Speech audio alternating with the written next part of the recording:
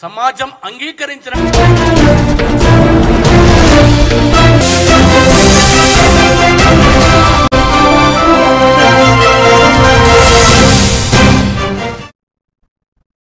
Welcome to A1 TV Telugu news. Andhra Pradesh ను అభివృద్ధి పథంలో నిలపాలన్న సంకల్పంతో సీఎం చంద్రబాబు నాయుడు కీలక అడుగు వేశారు.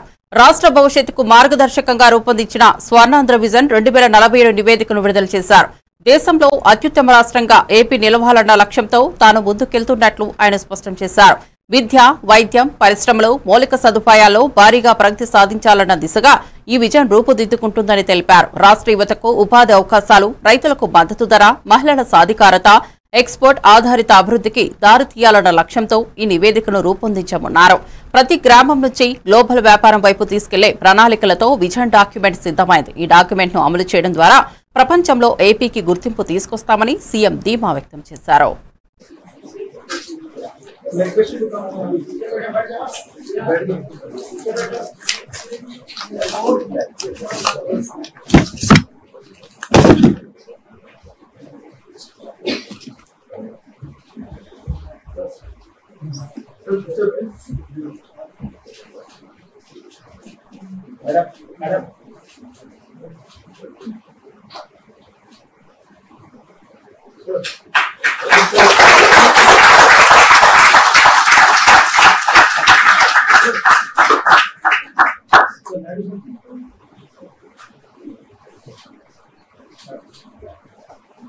Thank you. హైదరాబాద్ ఐటీ విజయానికి గమనించవలసిన వ్యక్తి చంద్రబాబు నాయుడేనని టాటా సన్స్ కీలక వ్యాఖ్యలు చేశారు. హైదరాబాద్ ఐటీ రంగంలో దూసుకుపోతున్నదంటే అది చంద్రబాబు దూరదృష్టే కారణమన్నారు. మానవ వనరుల అభివృద్ధి కోసం అప్పట్లో ఇంజనీరింగ్ కాలేజీల స్థాపనలో ఆయన చూపిన పట్టుదలపై ప్రశంసల వర్షం కురిపించారు. అప్పటి రోజులలో ఐటీ అభివృద్ధి కోసం ఉదయం 6 గంటలకే అధికారులతో చర్చలు మొదలుపెట్టేవారని, ఆయనకు ఉన్న ప్యాషన్ ఎంతో గొప్పదని తెలిపారు. ఆ దృక్పథం వల్లే హైదరాబాద్ టెక్ హబ్ గా అభివృద్ధి చెందిందని పేర్కొన్నారు. ఐటీ రంగానికి అత్యవసరమైన మౌలిక సదుపాయాలు, స్పెషల్ జోన్లు, ఉద్యోగ అవకాశాల సృష్టి వంటి అంశాల్లో చంద్రబాబు తీసుకున్న నిర్ణయాలు దేశానికి ఆదర్శంగా నిలిచాయని వ్యాఖ్యానించారు. ఇది Sirivennela వైజన్ ఫలమన్నారు. Able to create this whole movement,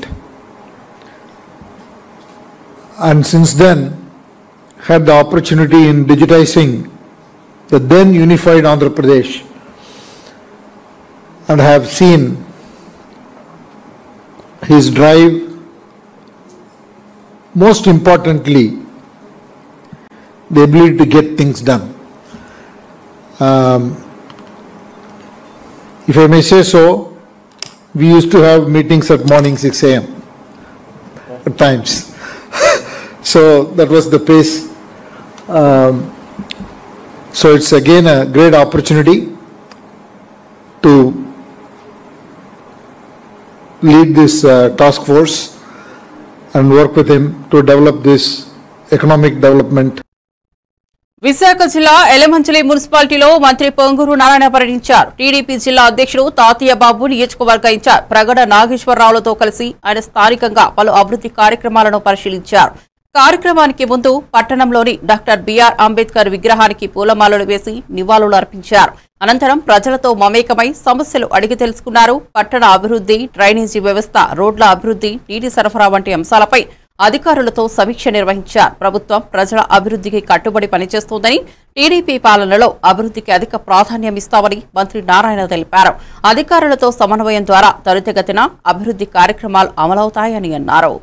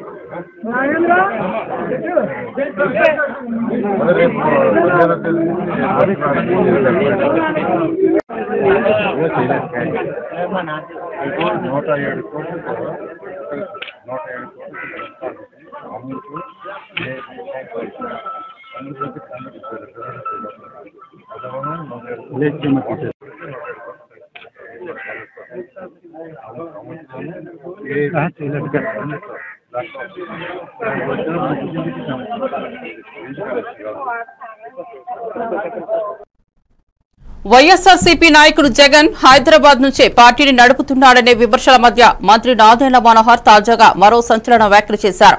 Jagan ఇప్పుడు ఎమ్మెల్యే కాకుండా వర్క్ ఫ్రం హోం ఎమ్మెల్యే అయ్యాడని, అది కూడా బెంగళూరులో ఉండి వర్క్ చేస్తూ పర్యటనల పేరుతో అల్లరి చేస్తున్నారని ఆయన ధ్వజమెత్తారు. నెలకొకసారి వస్తే ప్రెస్ మీట్ పెట్టి విమర్శల దండే పేలుస్తున్నారని ఎద్దేవా చేశారు. ప్రజల మధ్య ఉండాల్సిన బాధ్యత ఉన్నవారు బెంగళూరులో తిష్టవేసి రాజకీయాలు నడిపించడం సరికాదని మండిపడ్డారు.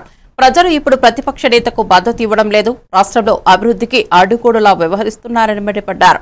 జగన్ ధోరణి ప్రజలకు అర్థమైందని, రాజకీయంగా ఈ పరిస్థితిని మార్చాలని నిర్ణయించుకుంటున్నారని నాదెండ్ల మనోహర్ స్పష్టం చేశారు. 2 ప్రెస్ మీట్లు పెట్టి ఎవరిని ఇబ్బంది పెట్టే పరిస్థితి ఉండదు మనకి రాష్ట్రంలో.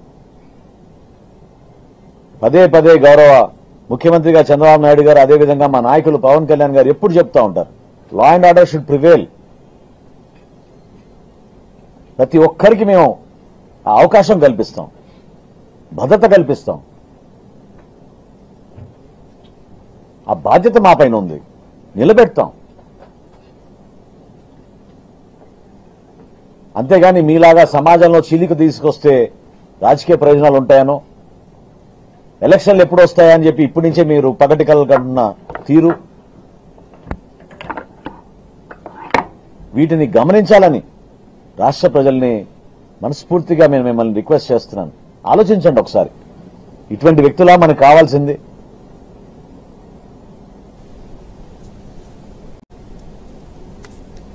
వారి పరిపాలన 5 సంవత్సరాల్లో తట్టుకోలేకనే కదా ఈ విధంగా ప్రజలు వచ్చి తిరగబడి 40,000, 50,000.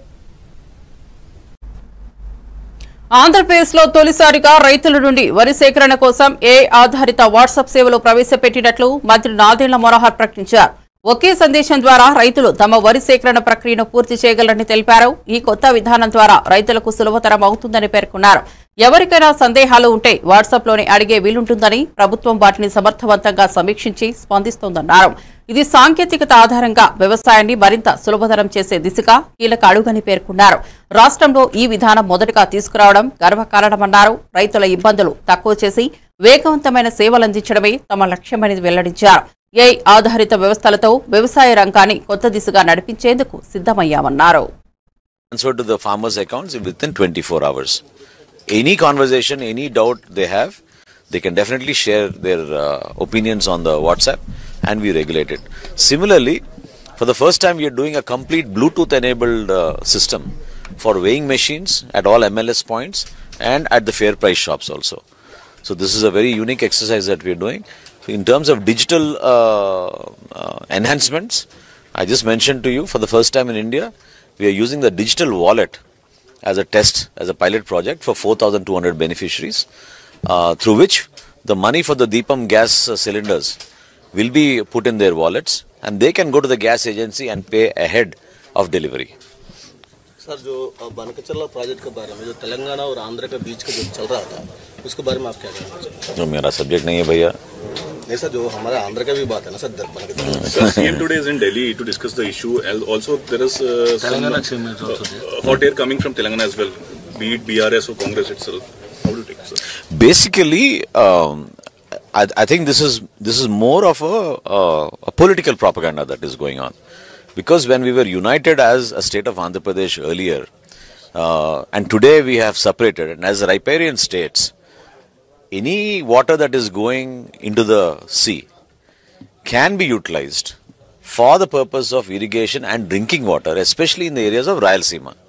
The whole project was conceived by the Honorable Chief Minister Chandrababu Naidu Garu, which was a very elaborately designed project to ensure that excess water which is normally left into the sea is not wasted, and part of it can be used by the state of Andhra Pradesh through the Polavaram Banakacharla project.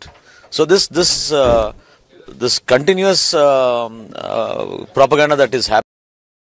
Godavari నీటి వినియోగంపై రాజకీయాలు వేడెక్కుతున్న వేళ హరీష్ రావు కీలక వ్యాఖ్యలు చేశారు. బనకచర్ల ఎత్తిపోతల ప్రాజెక్టుపై CM Revanth Reddy committee చెప్తే తాము ఒప్పుకుంటామని చెబుతుండడం గమనించదగ్గదని వ్యాఖ్యానించారు. చంద్రబాబు నాయుడు చెప్పిన దానికి కేంద్రం చెవిపెట్టే పరిస్థితి ఏర్పడిందన్నారు. కమిటీ ద్వారా గోదావరిలో బనకచర్ల నిర్మాణం సాధ్యమని, కేంద్రం చెప్పిస్తే ఇక రేవంత్ రెడ్డి ఎలా అయినా ఒప్పుకోవాల్సిందేనని హరీష్ రావు స్పష్టం చేశారు. గతంలో తెలంగాణ ప్రభుత్వమే ఈ ప్రాజెక్టుపై ఆసక్తి చూపిందని గుర్తు చేశారు. అయితే ఇప్పుడు అనవసరంగా నెరపులు పెట్టే ప్రయత్నం చేస్తున్నారని ధ్వజమెత్తారు. రాష్ట్రాల మధ్య నీటి వివాదాలకు శాశ్వత పరిష్కారం కావాలంటే కేంద్రం తగిన చర్యలు తీసుకోవాలని సూచించారు. కేంద్రం మద్దతుతో ఆంధ్రప్రదేశ్ ముందుకు సాగుతుంటే అది సమర్థించదగిన అంశమన్నారు. ఆపమనే ముచ్చటే రాదు. This is the exact word told by Revanth Reddy. కడతామని ఎజెండాలోనే లేనప్పుడు ఆపమనే ముచ్చటే రాదు అని రేవంత్ రెడ్డి అన్నాడు కదా, మీరే సాక్ష్యం కదా. So I will show the agenda, official agenda ఒకసారి చూపి బాబు.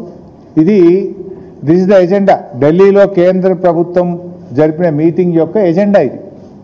ఎజెండాలో ఫస్ట్ పాయింటే agenda point submitted by Andhra Pradesh. Point number 1 Godavari Banakacherla link project.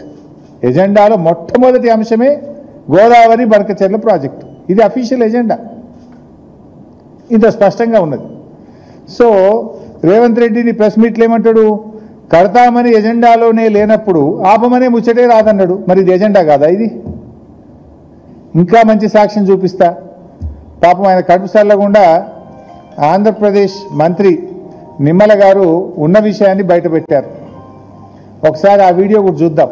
వాస్తవానికి ఆంధ్రప్రదేశ్ మంత్రి గారు ముందు మాట్లాడిండ్రు, రేవంత్ రెడ్డి గారు తర్వాత మాట్లాడిండు. సో అట్లీస్ట్ నిమ్మల రమానాయుడు మాటలు చూసినాకన్నా రేవంత్ రెడ్డి జాగ్రత్త పడాల్సి ఉండే. కానీ నిమ్మల రమానాయుడు గారు మీటింగ్ అయిపోగానే బయటకు వచ్చి ఆయన గారు ఏం మాట్లాడారు, రేవంత్ రెడ్డి గారు ఏం మాట్లాడారో ఒకసారి చూద్దాం. తెలుగుదేశం సీనియర్ నేత అశోక్ గజపతిరాజుపై మంత్రి అయ్యన్న పాత్రుడు ప్రశంసల వర్షం కురిపించారు. ఆయన అంటేనే నీతి నిజాయితీకి నిలువెత్తు ప్రతిరూపమని కొనియాడారు.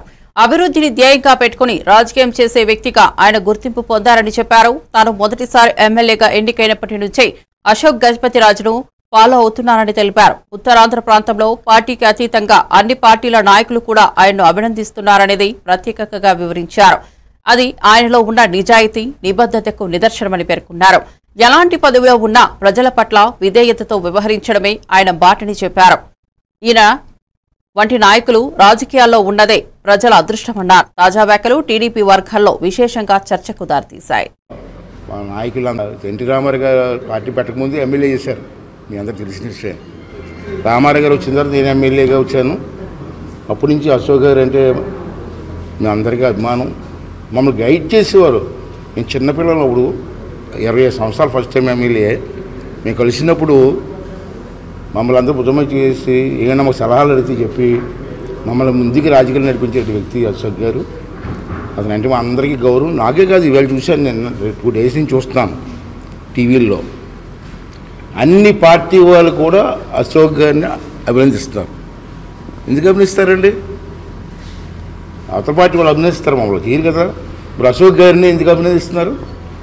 అందులో ఉన్న నిజాయితీ, క్రమశిక్షణ, ఇవన్నీ కూడా. మరి అటువంటి మహా వ్యక్తికి ఉన్నతమైన పదవి ఇచ్చి గోవా గవర్నర్గా ఆశీర్వదించినటువంటి అవకాశం ఇచ్చినటువంటి ప్రధానమంత్రి గారికి, అలాగే మా అధ్యక్షుడు చంద్రబాబు నాయుడు గారికి, మరి అలాగే డిప్యూటీ సీఎం గారు పవన్ కళ్యాణ్ గారికి అందరికీ కూడా నేను ధన్యవాదాలు తెలియజేస్తున్నాను. అదేవిధంగా ఒక విషయం చెప్పాలి మీకు. అశోక్ గారు గత 5 సంవత్సరాల్లో ఎన్ని ఇబ్బందులు పడ్డారో మనం చూసాం. రంపకోత పెట్టారు, చాలా ఇబ్బంది పెట్టారు మహనీయుని. అటువంటి వ్యక్తిని అందరూ కళ్ళ నీరు వచ్చే రోజుల్లో. అటువంటి సమయంలో విజయనగరం ప్రజలందరూ కలిసి అశోక్ గారికి, అశోక్ గారి కుటుంబానికి అండగా నిలిచి ఎంతో మేము ఉన్నాం మీకు అని చెప్పి ధైర్యాన్ని ఇచ్చినటువంటి విజయనగర ప్రాంత ప్రజలందరికీ కూడా. తెలుగు రాష్ట్రాల నీటి వ్యవహారాలపై ఆంధ్రప్రదేశ్ తెలంగాణ ముఖ్యమంత్రులు స్నేహపూర్వక వాతావరణంలో సమావేశమయ్యారని మంత్రి నిమ్మల రామానాయుడు వెల్లడించారు. కాలువల్లోకి నీరు వెళ్లే చోట్ల టెలిమెట్రీల ఏర్పాటు చేయాలని, దీనికి 2 రాష్ట్రాలు అంగీకరించాయని చెప్పారు. శ్రీశైలం ప్రాజెక్టు రక్షణ చర్యలపై చర్చించి దాన్ని కాపాడుకోవాలని ఇద్దరు సీఎంలు నిర్ణయించారని తెలిపారు. కృష్ణా జలమండలి అమరావతిలో, గోదావరి బోర్డు హైదరాబాద్ లో ఉండేలా నిర్ణయం తీసుకున్నట్లు వెల్లడించారు. అలాగే బనకచెర్ల ప్రాజెక్టుపై నివేదిక ఇవ్వడానికి సోమవారం లోపు కమిటీ ఏర్పాటు చేయాలని నిర్ణయించినట్లు చెప్పారు. కృష్ణా గోదావరి నది జలాల వినియోగంపై 2 రాష్ట్రాలు సమన్వయంతో ముందుకు వెళ్లాలన్న దిశగా చర్చలు సాగాయని పేర్కొన్నారు. ఈ భేటీ ద్వారా రెండు రాష్ట్రాల మధ్య నీటి వివాదాలు పరిష్కార దిశలో సాగుతున్నాయని నమ్మకం వ్యక్తం చేశారు. ఆంధ్రప్రదేశ్ అదేవిధంగా తెలంగాణ ఇరు రాష్ట్రాలకు సంబంధించినటువంటి గోదావరి కృష్ణాకి సంబంధించినటువంటి ఏదైతే వాతావరణం ఒక మంచి స్నేహపూర్వకమైనటువంటి వాతావరణంలో మరి ఈరోజు ఇరు రాష్ట్రాల ముఖ్యమంత్రుల యొక్క చర్చలు జరిగినటువంటి విషయాన్ని ముందుగా మీ అందరికీ కూడా తెలియజేసుకుంటూ ఉన్నా.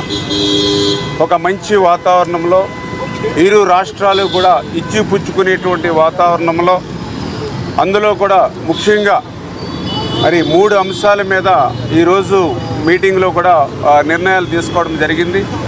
అందులో ఒకటి ఏదైతే ఇరు రాష్ట్రాల్లో ఉన్నటువంటి రిజర్వాయర్లు ఏదైతే ఉన్నాయో ఆ రిజర్వాయర్ల యొక్క అవుట్ఫ్లో వెళ్ళేటువంటి కెనాల్స్కి వెళ్ళేటువంటి అవుట్ఫ్లో దగ్గర టెలిమెట్రీస్ మరి ఇరు రాష్ట్రాల్లోనూ కూడా ఏర్పాటు చేయాలనేటువంటిది మరి ఇద్దరు రాష్ట్రాలు కూడా అంగీకరించడం జరిగిందని చెప్పి తెలియజేసుకుంటూ ఉన్నాం. అదేవిధంగా రెండవది శ్రీశైలం ప్రాజెక్ట్ ఏదైతే ఉందో ఇది తెలుగు జాతి సంపద.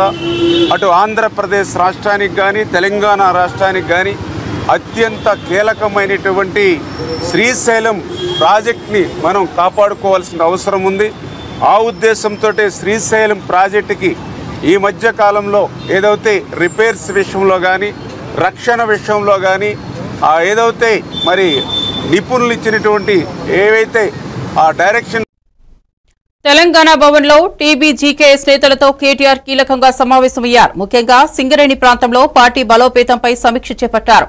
కార్మికుల సమస్యలు, గెలుపు వ్యూహాలపై సమగ్ర చర్చ జరిగింది. స్థానిక నేతల అభిప్రాయాలు, భవిష్యత్ ప్రణాళికలు, పార్టీ ప్రాధాన్యతలపై కేటీఆర్ దిశానిర్దేశం చేశారు. పార్టీ కార్యకర్తలు, కార్మిక సంఘ నాయకులతో కలిసి పనిచేసేలా పునరుద్ధరించాల్సిన అవసరాన్ని సూచించారు. సింగరేణిలో పార్టీ దిగ్విజయం కోసం ప్రతి ఒక్కరూ సమిష్టిగా కృషి చేయాలన్నారు. నియోజకవర్గాల వారీగా కార్యాచరణ రూపొందించి ప్రజల్లోకి వెళ్లామని, కార్మికుల మద్దతు పెంచుకునేలా ప్రత్యేక కార్యక్రమాలు చేపడతామని వెల్లడించారు.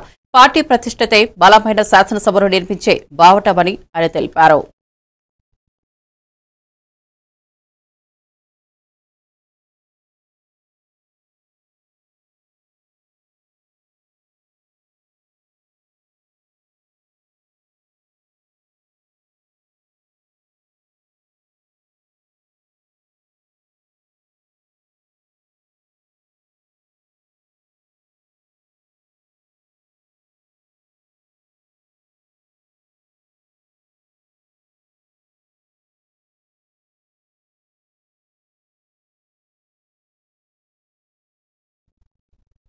గోదావరి కృష్ణా జలాలపై ఢిల్లీలో చర్చలు జరుగుతుంటే తెలంగాణ నేతలకు జలజ్వరం వచ్చిందా అని ప్రభుత్వ విప్ ఆది శ్రీనివాస్ సంచలన వ్యాఖ్యలు చేశారు. బనకచర్ల ఎజెండాలో లేకపోవడం చూసి తెలంగాణ సెంటిమెంట్ రంగరించలేక తట్టుకోలేకపోతున్నావా అని ఎద్దేవా చేశారు. మీలాగా రాయలసీమకు వెళ్లి చేపలు తిని గోదావరి నీళ్లు రాసిస్తామని అనుకుంటున్నారా అంటూ ఘాటు ప్రశ్నలు సంధించారు. జగన్మోహన్ రెడ్డిని ప్రగతి భవన్ కు పిలిచి తాంబూలంలో కృష్ణా జలాలు ఇచ్చినట్లు మేము చేయమంటారా అంటూ మండిపడ్డారు. కమిషన్ల కోసం కాళేశ్వరం ఏటీఎంగా మార్చి ఇప్పుడు మొసలి కన్నీరు కారుస్తున్నారని విమర్శించారు. కృష్ణా జలాల్లో 299 టీఎంసీకి సంతకం చేసి తెలంగాణ రైతుల నోట్లో మట్టి కొట్టిన వారే ఇప్పుడు మాయమాటలు మాట్లాడుతున్నారని ఆగ్రహం వ్యక్తం చేశారు. ముఖ్యమంత్రి నీటి హక్కులపై స్పష్టమైన ధైర్యంతో ఉన్నప్పుడు మీకెందుకు ఉలికిపాటు అని ప్రశ్నించారు. తెలంగాణ సెంటిమెంట్ రంగరించలేకపోతున్నామని లోపల కుమిలిపడిపోతున్నారని అడుగుతా ఉన్నా. తెలంగాణ సెంటిమెంట్ తోనే ముందుకు పోవాలన్న ఆలోచన మీకు తప్ప మీలాగా రాయలసీమకు వెళ్లి చేపల పులుసు తిని గోదావరి జిల్లాలో రాసిస్తారనుకున్నారా మమ్మల్ని? ప్రగతి భవన్ కు జగన్ ఆహ్వానించి ఆ తదుపరి కృష్ణా జలాలను తాంబూలంలో పెట్టి ఇచ్చినట్టుగా మేము ఇస్తామనుకున్నారా? ఏం మిస్ అయ్యారని చెప్పని ఈరోజు తెగ ఉబలాట పడుతున్నారు. కేటీఆర్ హరీష్ రావు గారిని అడుగుతా ఉన్నా. గోదావరి జలాలపైన కాళేశ్వరం కట్టి దక్షిణల కొరకు ఏటీఎంగా మార్చుకొని కామధేనుగా మార్చుకొని కూలేశ్వరంగా చేసినటువంటి సందర్భం మీదైతే ఈరోజు మేము టెక్నికల్ అంశంలో తెలంగాణకు గోదావరి కృష్ణాలో ఎక్కడ చుక్క నీరు తగ్గినా తగ్గేది లేదని ఓవైపు మా ముఖ్యమంత్రి రేవంత్ రెడ్డి గారు చెప్తుంటే ఈరోజు మీరు ఎందుకు ఉలికపడుతున్నారని చెప్పన్నమాట. సందర్భంగా గతంలో కృష్ణా జలాల్లో 299 టీమ్స్ చాలని సంతకం పెట్టిన మీరు తెలంగాణ రైతాంగాన్ని ఇబ్బందులు పెట్టినటువంటి మీ నిర్ణయం మా రైతుల నోట్లో తెలంగాణ రైతుల నోట్లో మట్టి కొట్టే ప్రయత్నం చేసినటువంటి మీరు ఈ రోజు కబుర్లు చెప్పేదని అడుగుతా ఉన్నా. కృష్ణా గోదావరి జిల్లాలలో గోదావరిలో మనకు 968 టీఎంసీలు రావాలి నికర జలాలు. ఇంకా మిగులు జలాలు వరద జలాలు సంగతి పక్కన పెడితే కృష్ణాలో కూడా 500 పైచీలకు ఈ రోజు మనకు నీళ్లు రావాలని చెప్పండి 299 చాలన్నటువంటి మీరు ఈ రోజు మొసలి కన్నీరు కార్చేటువంటి కార్యక్రమం కాబట్టి ప్రేమను ఈరోజు ఒలకపోచేటువంటి కార్యక్రమాన్ని ఈరోజు ఎజెండాలో అయ్యో బనకచెర్ల లేకపోయినే ఉండుంటే మళ్ళీ తెలంగాణ అంశాన్ని రగిల్చాలని చెప్పని ఆలోచన చేయడం మీ. తాడేపల్లి మండలం నులకపేటకు చెందిన యువకుడు బ్రహ్మయ్య ఆత్మహత్యతో మృతి చెందారు. మంగళగిరికి చెందిన మోహన కోసలతో గత సంవత్సరం ఆగస్టు 18న వివాహం జరిగిన బ్రహ్మయ్య వేరే కాపురం పెడదామంటూ భార్య ఒత్తిడికి తెచ్చిందని బాధపడ్డారు. ఉండవల్లి సాయిబాబా గుడి సమీపంలో అద్దె ఇంట్లో నివాసం ఏర్పరిచిన ఆయన సెల్ఫీ వీడియో తీసుకుంటూ నా మృతికి భార్యే కారణమంటూ ఆత్మహత్యకు పాల్పడ్డారు. ఇది చూసిన స్థానికులు షాక్ గురయ్యారు. ఈ ఘటనపై బ్రహ్మయ్య తల్లి పోలీసులను ఆశ్రయించి తన కొడుకు మృతికి కోడలే కారణమని ఆరోపించారు. పోలీసులు మృతదేహాన్ని స్వాధీనం చేసుకుని మార్చురీకి తరలించారు. తాడేపల్లి పోలీసులు కేసు నమోదు చేసి దర్యాప్తు ప్రారంభించారు. ఈ ఘటన ప్రాంతంలో విషాదాన్ని మిగిల్చింది. చెప్తే వాళ్ళ అమ్మ వాళ్ళు వచ్చి మాట్లాడి తీసుకెళ్లారు. అమ్మాయి 3 నెలలు అక్కడే ఉంది. 3 నెలల తర్వాత ఆ అమ్మాయి అంతటా అమ్మాయి ఫోన్ చేసి నా కొడుక్కి ఇక నుంచి బాగానే ఉంటాను, నేను చెప్పినట్టు ఇంటా శుభ్రంగా ఉంటానని చెప్పి పిలిపించుకుని ఫోన్ చేసి నన్ను అడిగాడు. బాగుంటానంటే సరే అయ్యా బాగుంటామే కదా కావాల్సింది అని అంటే నేను అయితే అతయ్య దగ్గర అయితే ఉండను వేరే ఉందా అన్నాను. సరే వేరే ఉన్నా శుభ్రంగా ఉండండి అన్నాను. కొండవాళ్ళు ఇల్లు తీసుకొని ఉంటున్నారండి. ఉంటున్నారు అక్కడ ఉన్నా ఏదో గొడవ అవుతానే ఉన్నాయంట. ఆషాఢానికి వెళ్ళినట్టు ఉండాలిగా ఫోన్ చేసి రోజు టార్చర్ పెడుతుంది. నువ్వేం చేస్తున్నావు ఎక్కడున్నావు అంటే నువ్వేం చేస్తున్నావు అంటే నా ఇష్టం వచ్చినట్టు ఉంటా నీకెందుకు నా గురించి నీకెందుకు అని బెదిరిస్తుంది. అదేనండి ఎఫ్ఐఆర్ ఉందని తెలిసిన కాంచి అమ్మాయి ఎవరినో లవ్ చేసిందంట. అది అప్పుడైతే అయిపోయింది ఏది అయిపోయింది ఇప్పుడైనా శుభ్రంగా ఉండాలిగా ఇప్పుడు కూడా ఉంటుందని అది తట్టుకోలేక.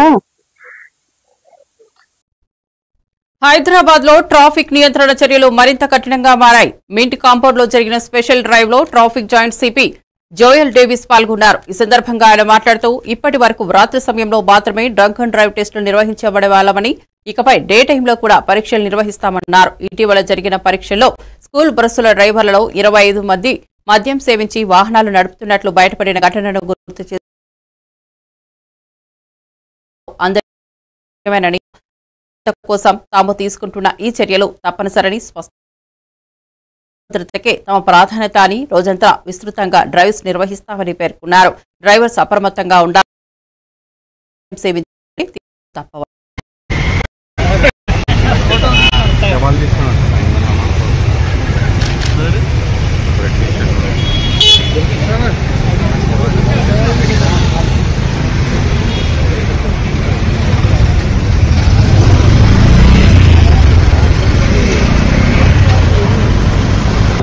మన పట్టణంలో డ్రంక్ అండ్ డ్రైవింగ్ ఇంత ముందుకు డ్రంక్ అండ్ డ్రైవ్ టెస్ట్ ఏదైతే ఉందో నైట్ టైంలో చెక్ చేసేవారు.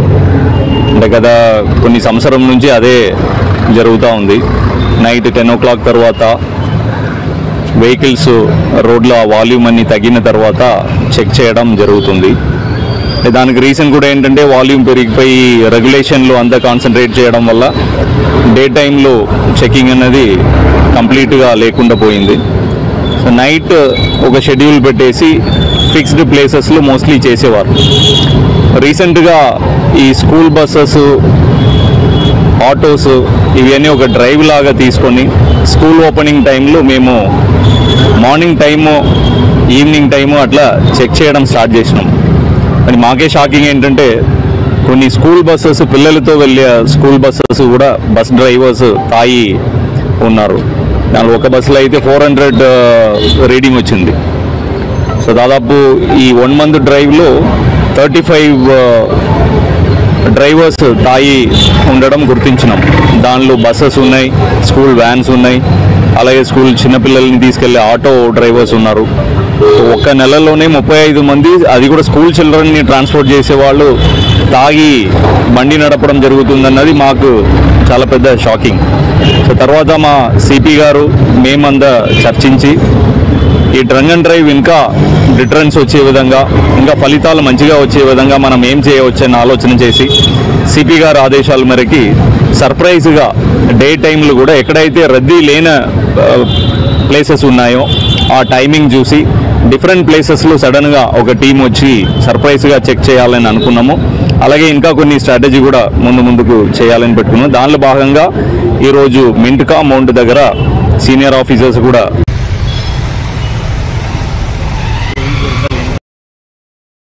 కోట్ల కాళేశ్వరం అవినీతి కేసుపై బీజేపీ నేత మేడిపల్లి సత్యం తీవ్ర వ్యాఖ్యలు చేశారు. ఈ భారీ కుంభకోణంలో హరీష్ రావు ఇతర నేతల పాత్రను బహిర్గతం చేయాలని డిమాండ్ చేశారు. కాళేశ్వరం దోపిడీపై హరీష్ రావు స్వయంగా పవర్ పాయింట్ ప్రెజెంటేషన్ ఇవ్వాలని సవాల్ విసిరారు. నెల రోజుల్లోనే 3 ఇంజనీర్లు కోట్ల రూపాయల ఆస్తులతో ఏసీబీకి చిక్కారంటే ఈ ప్రాజెక్టును రూపొందించిన నాయకుల అవినీతి పరిణామం ఊహించలేదన్నారు. మామూలు ఉద్యోగులే కోట్లాది ఆస్తులు కూడబెట్టినట్లయితే ప్రాజెక్టు సృష్టికర్తల అవినీతి ఏ స్థాయిలో ఉందో ప్రజలు తెలుసుకోవాలని కోరారు. ప్రజాధనాన్ని దుర్వినియోగం చేసిన వారిని తక్షణమే శిక్షించాలని డిమాండ్ చేశారు. ఈ కేసును సీబీఐకి అప్పగించి పూర్తిస్థాయిలో దర్యాప్తు జరపాలని ప్రభుత్వాన్ని కోరారు. పథకం పెట్టింది కానీ నిజంగా మీకు ఏనాడు దళితుల మీద ప్రేమ లేదు. మీరు ఏం చెప్పారు? తెలంగాణ ఉద్యమ సమయంలో ఒక్కొక్క దళితుని ముఖ్యమంత్రి చేస్తా, దళితులకు 3 ఎకరాల జాగిస్తానన్నారు. మీ ముఖాలకు ఒక 3 గుంటలను ఎక్కడ తెచ్చిండ్రా? ఇలా దళిత బంధు పథకం ఏం చేసిండ్రు? ఒక హుజరాబాద్ నియోజకవర్గాన్ని పైలట్ ప్రాజెక్టు పెట్టుకొని 4 మండలాల్లో చెక్ ఇచ్చి ఆ చెక్కులు కూడా పాస్ కాకుండా, గ్రౌండింగ్ కాకుండా ఇలా మొత్తం దళితులు నిఠారణ మోసం చేసిండ్రు. ఇలా మీరు ఆ దళితుల గురించి మాట్లాడండి. సిగ్గుండాలి కొంచెమైనా. మా ముఖ్యమంత్రి రేవంత్ రెడ్డి గారు సెకండ్ పొజిషన్ ఒక డిప్యూటీ చీఫ్ మినిస్టర్ దళితులకు ఇచ్చిండ్రు. డిప్యూటీ సీఎంతో పాటు 3 మంత్రులను దళితులు చేసిండ్రు. అసెంబ్లీ స్పీకర్ని దళితులు చేసిండ్రు. ఇలా మా పార్టీ జాతీయ అధ్యక్షుడు ఒక దళితుడు. చాలా గర్వంగా చెప్పుకుంటాం. మొదటి నుంచి కాంగ్రెస్ పార్టీ దళితులకు అండగా ఉంది. ఇలా దళితులకు అసైన్మెంట్ భూములు ఇచ్చినా, ఇళ్ల పట్టాలు ఇచ్చినా, ఇందిరమ్మ ఇల్లు కట్టించినా ఈ దళితులకి రాష్ట్రంలో కానీ దేశంలో కానీ కాంగ్రెస్ పార్టీ చేసింది తప్ప మీరు కాదు. ఇలా డాక్టర్ బాబాసాహెబ్ అంబేద్కర్ గారి చాలా గొప్ప మాట్లాడుతున్నాం. మా ముఖ్యమంత్రి లాంటి వాళ్ళని రాజకీయాలకు రావద్దని. మీలాంటి దొంగలు పార్టీలు పెట్టి రాష్ట్రాలు లూటీలు చేస్తుంటే ఇట్లాంటి నాయకులకు నిజంగా అంబేద్కర్ గారి కారణం తెలుసుంటే ఇలాంటి నాయకులకు రానివ్వద్దని చెప్పి అంబేద్కర్ గారు రాజ్యాంగం రాసిస్తారు. కానీ ఇలా మొత్తం మీరు లూటీలు, రాష్ట్రాన్ని లూటీ చేస్తున్నారు. అన్ని రంగాల్లో లూటీ చేస్తా ఉన్నారు. మీరు ఎస్సీ సప్లాన్ నిధులను దాడి మళ్లించింది. ఎస్సీ కార్పొరేషన్ రుణాలు ఎగ్గొట్టింది. దళితుల్ని అడుగడుగున మోసం చేసిండ్రు, దగా చేసిండ్రు. ఇలా దళితులకు మీరు చేసిన అన్యాయం పైన మీరు మీ టీఆర్ఎస్ పార్టీ నాయకులంతా ముక్కు నేలకు రాసి క్షమాపణ చెప్పాలి. ఇలా కాళేశ్వరం ప్రాజెక్టు చాలా పెద్ద ప్రాజెక్టు, ప్రపంచంలో ఇంత మాలేకి ఎవరు కట్టలేదని చెప్పి గొప్పలు చెప్పుకుంటారు.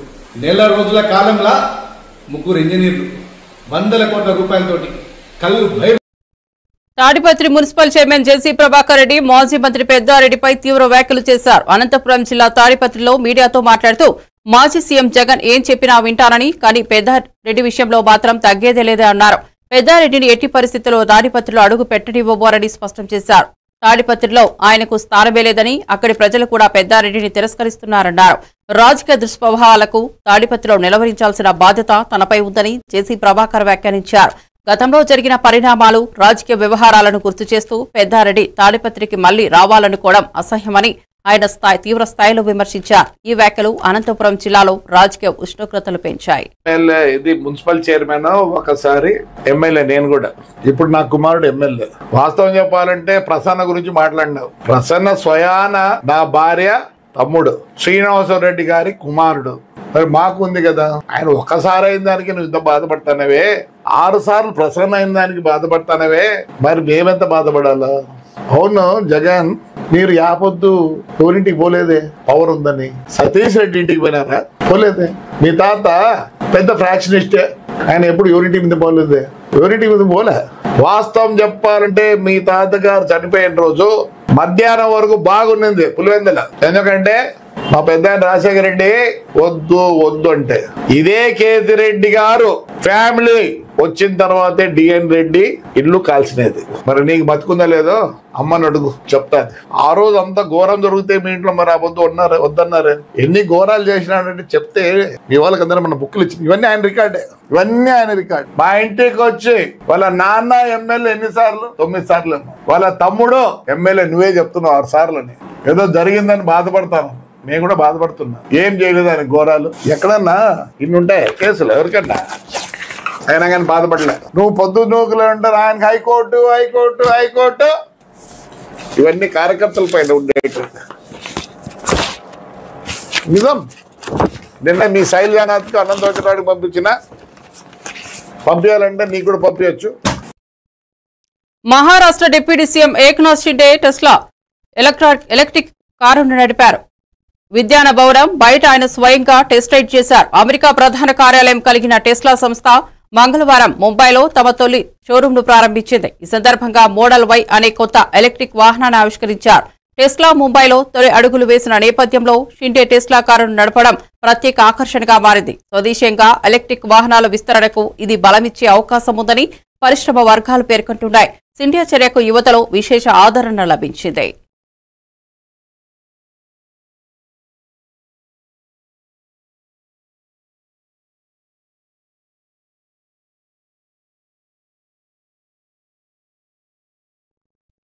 మరిన్ని అప్డేట్స్ కోసం చూస్తూనే ఉండండి A1 టీవీ తెలుగు న్యూస్.